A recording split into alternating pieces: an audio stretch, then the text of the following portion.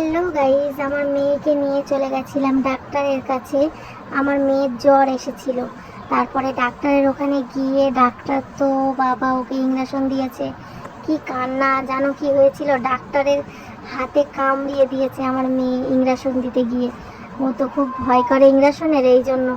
এবার আমি বলছি, মা কোথায় দিয়েছিল তোমার ইঞ্জেকশন, দেখাও। তাই আবার দেখাচ্ছে, দেখো হাতটা এ করে। এবার ও এত চঞ্চল না, ওকে ধরে রাখা যাচ্ছিল না। তারপর আবার ডাক্তারের ওখান থেকে আমাদের একটা হুজুর বাড়ি আছে, ওখান থেকে কোনো রিক্সা যায় না, অটো যায় না, ওখান থেকে হেঁটে আসতে হয়। তো অনেক রাস্তা, হেঁটে হেঁটে ওখান থেকে আমরা হুজুর বাড়ি যাচ্ছিলাম। রাস্তা অনেক বড় বলে আমরা আবার বসে জিরাচ্ছিলাম, ওর সাথে গল্প করছিলাম।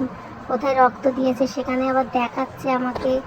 এবার ওখানে বসে ওর সাথে কিছু গল্প করে আবার বলি চলো আমরা হাঁটি, হুজুর বাড়ি তো যেতে হবে না।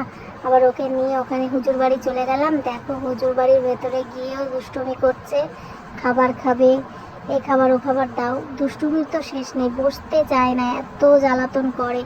আবার ওখান থেকে ঝাড়িয়ে ওকে নিয়ে তারপরে বাড়ির দিকে আসলাম। ওকে ঝাড়ানো হয়ে গেছিলো, তারপরে বাড়ি চলে